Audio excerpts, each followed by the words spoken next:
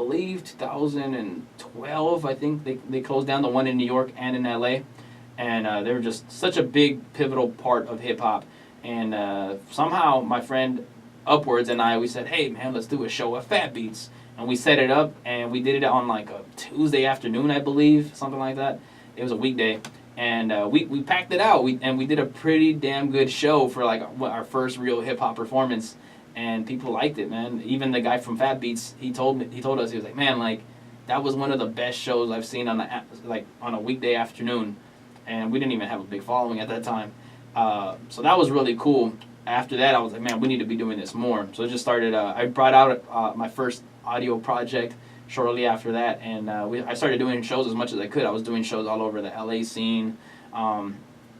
And in 2000, I think the first time I went out of state was 2011, I believe. We did a show in Colorado. And since then, I just pretty much try to get myself on shows as much as I can that I see as beneficial for me. So touring-wise, I've gone all over the place. The most recent short tour I did was in November. I did Texas. And then I did some shows all throughout last year everywhere, but I took a break from like December till January, from the end of December to January, so I haven't really done shows up until this Saturday. I have a show in Whittier, California. That should be super dope. And then I'll be doing shows all over Southern Cali, and then in May I'll be going to Arizona and doing shows there. I'll be doing more Texas shows later this year, Northern California, and a few other states as well. I might be doing Seattle, Washington in June. So yeah, I just try to do as many shows as I can. If I can turn them into tours where they're consecutive shows back to back, that's great. Sometimes I just do shows on the weekends. So I'll do like 2 shows or 1 show per weekend and then go to the next weekend or take a break and take 2 weeks later, etc. But shows are very important for hip-hop artists, and I love that. I love being able to sell my merchandise at shows and getting kind of the whole Doubt Me apparel, getting my CD, getting all that stuff in front of people and where people buy in different states, and then the movement grows, and that's just exciting for me. So, yeah, I've been touring for a while. And we'll be right back after these public service announcements. Hi, I'm Cassie from Meet Me on Main Street. My name is La Cherie from the Single Life Show. I'm Chris from Pandemonium. Pretty cool. And I'm Bobby Yeah. from the Pandemonium. You can When I help support started, I was very nervous WPMD, and it's when I Just first visit our started. website, I joined in Halloween 2011. www.net.com. Once you get there, click on the But before that, I was Amazon.com guessing banner 3 at the shows top because of I the wasn't page. sure I wanted to do it yet. Yeah. Then And after shop 3 the shows, I was like, okay, WPMD go ahead will and get do a it. percentage of your purchase. And so will the Cerritos College Foundation. And it won't cost you And what was the last part? extra money. So I was a guest on 3 people's shows. I was like, okay, let me see what I really. Budokan has made music. He has played music, and with the most famous people in early rock and roll and R&B. He's got stories, memories, first-hand experiences on the most interesting time in music. Nobody else can offer you that kind of perspective as he shares them with you every Saturday afternoon at 5 Pacific. Listen to the early R&B and rock as only Buddha can give it to you. It's the best of Budokan, only on WPMD on the net, where people make a difference. So I was a guest on 3 students' shows here Nice. until I my doctors, and then decided I to threw try away to all my get my cigarettes, own show. ashtrays, and lighters. How long have you been doing it? Halloween 2011. Oh, snaps. Yeah. Stay Yeah, away from alcohol when I was first quitting was I first key. started, there was a guy named Instead of Tito, a smoking listening after I doctor. eat, Only I like one get up person and take gets a it walk. like a year. I'm And just it's after having a Tito. cigarette in my Oh, hand. sick. I got Mondo Fresco Power 106 to visit the Until I school knew I here. wouldn't Yeah? get into Because I heard all talk temptation, about I how spent he more once time was a with my friends student here and in likes like power like I crazy, went to so I got places that him were to smoke visit. free. That's awesome. I didn't stay quit the And then I very won the first time I Tito, tried. and then I kept heard on about trying, Tito. I heard stories. I heard that he had a show in those whatever spot it clubs. takes. No And then matter after how him, many there times wasn't it anything takes. like that. So I came up with Falcon Spotlight. I started with clubs, then I built on it. I got club members, faculty, professors and stuff. Then I went, last semester I went bigger now. I reached out to the elected officials. So I had council members now. And we're back here on the Falcon Spotlight, here at WPMD Studios, where people make a difference at Norwalk, California.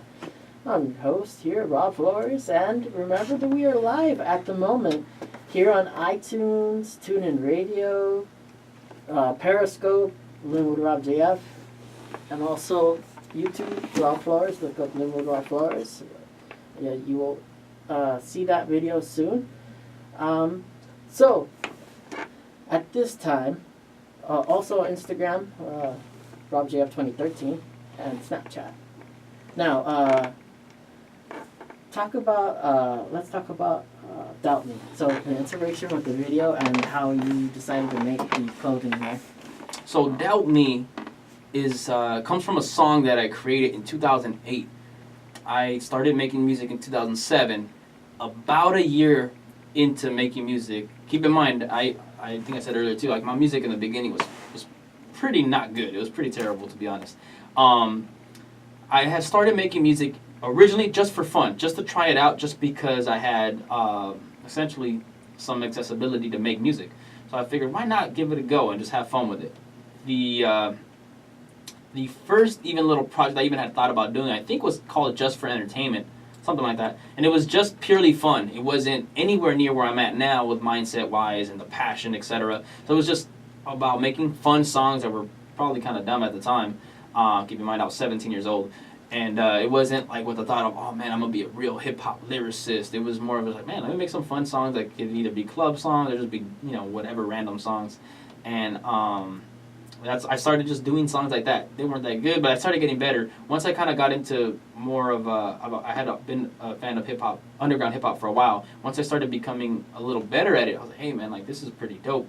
I started kind of getting a little more serious. But people around me, they were, I got kind of a lot of backhanded compliments at the time from like peers, and they weren't super negative. They didn't like talk trash to me, so it wasn't like so much hate, but it was where I could tell I didn't get any support from them, and they thought that I wasn't going to be any good and that there was no point in me even doing it. There were like little comments made here and there of kind of where I was feeling a little bothered. I was like, man, like, okay, like I'm not getting much love from you guys. Like, it's all good. Like, people don't have to give me love. But I started feeling, on the inverse of that, I started feeling like there was a little bit of, I wouldn't say, I can't say the word hate, but there was just a little bit of haterade, I guess, going on. And I got a little frustrated with that. So I started writing a song, and this was like my first real song where I kind of like let out like kind of emotions. And where this is the song that really kind of opened my eyes to like, hey man, like this is what I want to do.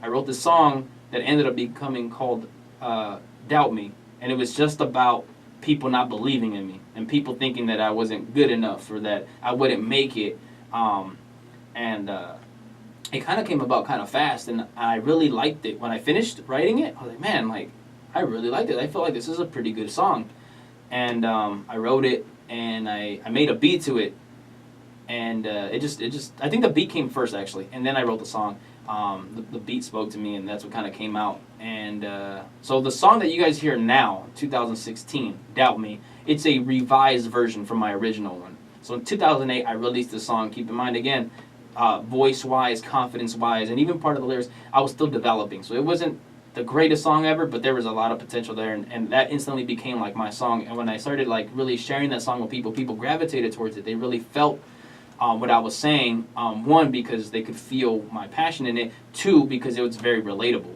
People, I'm sure everybody has gone through a certain point in life where they feel like people are doubting them or people don't believe in them, and so being very relatable and also having like a good beat to it and that kind of thing, it made it a good song for people. And I saw that as really becoming like the catalyst for momentum to grow towards my music. And that's where I became passionate again, like I said. And I already, that like instantly somehow I knew, like, Doubt Me, like this is gonna be my thing. Like, that's gonna be what I kind of run with, I guess. Like the movement, that's what the movement's gonna be based on. Is really gonna be about like believing in yourself. Because I know, like, I've been in certain situations in life that have been a little difficult, but then I've also been in situations where they're pretty good, where life is pretty good. But I know for the most part, like everybody has different situations, but everybody has a hard time sometimes in life, and some people are less fortunate. Some people are around a lot of negativity. Some people have a lot of or feel alone, or they feel like they can't do something, when in reality we're all strong enough to really overcome any situation. It's just kind of sometimes we need that push. So that kind of opened up my eyes to becoming that started shaping me in regards to the artist I wanted to be, my image, my purpose, etc.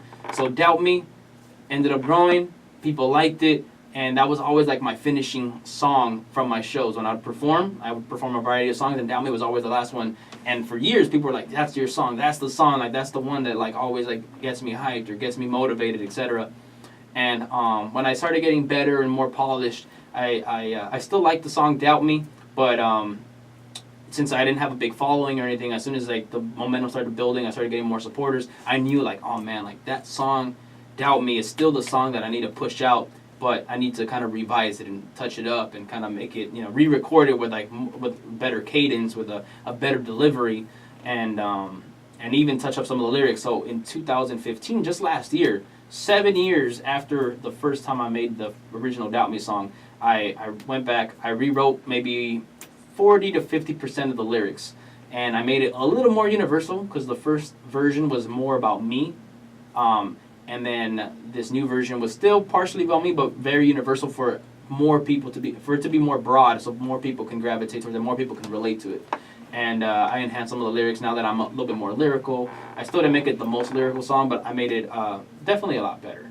And that's where the Doubt Me song came about, especially to this form where it's at now. I pushed it out, and after that, before I even released that song, I created my merchandise, all Doubt Me shirts and Doubt Me stickers and all Doubt Me backpacks, all kinds of stuff. Because I already knew like that's what I want the focal point of my movement to be. And fast forward, after that song came out, then shortly a few months later, I launched my official clothing line, Doubt Me Apparel. So yeah, it's all about believing in yourselves even when others don't. Tell me about how your song went to Stone Cold. Oh yeah, I have a song called The Ring that Stone Cold Steve Austin played on his show and actually spoke about me in. So I was featured on the the Steve Austin podcast, which for those of you who don't know, Stone Cold Steve Austin is one of the biggest pro wrestlers of all time. He is the most popular pro wrestler of all time. From WWF, now WWE at the time, and he's still very active with them, just not as a wrestler anymore. Now he's retired. But he has a show called The Steve Austin Show, his own podcast. It's one of the world's most popular podcasts, actually. And he's featured all kinds of guests, a lot of pro wrestlers. He's featured comedians, movie stars, etc. I made a song called The Ring, which is it's a metaphor for the whole song's talking about meet me in the ring, like kind of like a let's fight type of thing. Like you want to go against me, like I'll beat you. But it's a metaphor. It's not like a real physical violent thing. It's a metaphor for lyrically, like for anybody who wants to go at it with me, like lyrically, like I'll beat you in the ring, that type of thing. So I made this lyrical battle song, and since it was called The Ring, I knew that the music video I wanted it to be in a pro wrestling ring because I'm a big pro wrestling fan, WWE fan. And when I found a wrestling training center nearby in the city of Bell Gardens, which is called Santino Brothers Wrestling Academy, I believe. I found them, I spoke to them, and I worked out a deal with them. I rented out their venue, and which had a legit ring. And at the time, I was like, perfect, like this is going to be awesome. And I knew I wanted to pay homage to Stone Cold because Stone Cold's always been like my favorite wrestler. And jokingly, all throughout my life, I've always said like I'm not a violent person, but whenever I joke around about putting someone on check, I'm like, oh, I'm gonna give you a Stone Cold Stunner. Oh man, like tell me who I need to give a Stone Cold Stunner to. So that's always been my reference, jokingly. And I knew I wanted to do Stone Cold-esque video, so I bought his gear from the WWE website. I got like the Austin 316 vintage shirt, got an Austin 316 hoodie, and one of his other Stone Cold shirts.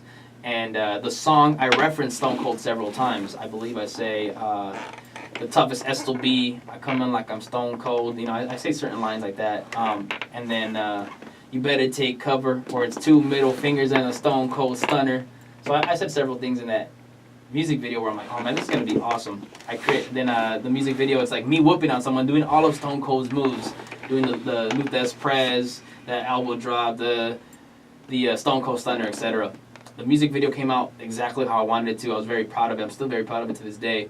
And I knew that if Stone Cold heard this song and saw this music video, he would like it. I don't know, I just had I was very confident about that. Like, man, I need to get this in front of him. I guarantee you he's gonna like it. I emailed him. Luckily, he read the email, he checked it out, and he was very impressed with it. And he featured me on his show, which was the same show, I believe it was episode 110, something like that, 111, where he has Gabriel Iglesias on the show. In that same show, he has me on there with my song. He plays my song. He tells everybody to check it out. And he says, this is like the coolest thing ever to me. He says, your music is badass. Like, for the toughest SOB, Stone Cold Steve Austin, the greatest pro wrestler of all time, like, to say that, like, I was like, I'm humbled to this day. It was awesome. He tweeted and all kinds of stuff. And I still get, like, love on that music video where people comment, like, oh, I came across you from the Stone Cold show. So yeah, that's how that came about, man. That Stone Cold liked the song, he liked the video, and it got me on there. I think to this day, I'm the only hip hop artist featured on his podcast. Now, to provide some tips for someone that wants to, get noticed, what are ways do you suggest to get noticed? There are a variety of ways, for sure. First, let me give a few that are no-goes, because this happens to me like on the daily on Facebook. People will tag me on posts that have nothing to do with me, just so that way I guess my friends can see their music or whatever. Like, don't do that. Like, don't tag me on stuff that has nothing to do with me. Don't post on my wall without asking me. Like, I'm all about love. I'm all about supporting everybody who's doing anything, especially if it's positive. But just like kind of spamming people, spamming is going to turn you away from people. But definitely reach out to people. Like, if I encourage people, okay, instead of like spamming me, send me a message like, hey, check how you doing, like build some rapport with people, like, hey, how you doing, how's your day going, etc. Hey, I just released this new song, can you check it out? I think directly speaking to people in a very personal way helps to build a support base from someone. So definitely do that, reach out to people. Also, figure out the type of music that you're making and see what type of artists you are similar to, and then you can tap into their support base. So you can reach out to people again and be like, hey, like, I know you like this artist. How you doing? I kind of make music that's very similar. I'd appreciate it if you give me, a few minutes of your time. Check this out. And if you like it, reshare it, blah, blah. Just build rapport with people. Build friendships. Build, business relationships, etc. What's the word I'm looking for when you collaborate? Collaborate with people, whether it's other artists, whether it's filmmakers, whether it's photographers. Just build networks with people, and if your music is good, they'll share it willingly. If it's not that good yet, that's okay, because nobody starts off being the best. Again, you guys have heard me say several times, my first songs were terrible. But if you're very passionate, you take notes and you learn from people, you study people, and just try to be the best that you can. And just try to make music that people they can relate to, that people enjoy, that entertain people. But really, it's all about building networks with people and using social media in a creative way. Figure out how to create entertaining videos on YouTube, even without a budget. Whether it's with your phone or whether it's with, Instagram, etc. Just create videos that entertain, that bring people in, that, of course, has good music. But just get along with people and try to get out there like that. Well, I want to thank you for taking the time to be here on the Falcon Spotlight. We're at 10:55. This has been a great edition of the Falcon Spotlight, ladies and gentlemen. Remember to tune in every Tuesdays and Thursdays to Falcon Spotlight. This is Rob Flores. Remember that this will be on YouTube. Just look up Learn with Rob Flores. And yeah, what's that? Small verse. Go ahead. All right, yo, before I get out, let me just remind everybody, I'm Joe E, the Mastermind Hyphenate. You can just call me the Hyphenate. My Instagram is @the_Hyphenate. Same thing with Twitter. My website is themastermindhyphenate.com. You can get my music from there, my merchandise from there, etc. Facebook is the Hyphenate. My YouTube is the Hyphenate TV. Before I get out, I'm going to spit 16 bars. Yo. I'm an MC obliterator, microphone incinerator. Keep it so fresh, I should be sponsored by refrigerators. Ha! You know I keep it so cool. Got these kids more excited than the day of no school. They hear my voice on the beat and they already know I stay shining on the track like I got a steady glow. Creative punchlines that deliver deadly blows. And I don't got a menstrual cycle, but I got a heavy flow. Woo! Got them shouting like the nature boy. Even though I'm independent, my rhymes are major, boy. Ambitious and I like to configure war. Better stay on my way or get put in a figure 4. Legends never die and that's the kind of legacy I want to leave behind because I feel like it's my destiny. I keep the mic close but treat it like an enemy. Embrace it then kill it like an unwanted pregnancy. Doubt me. And until next time, folks, remember to follow him on social media. Yeah, man.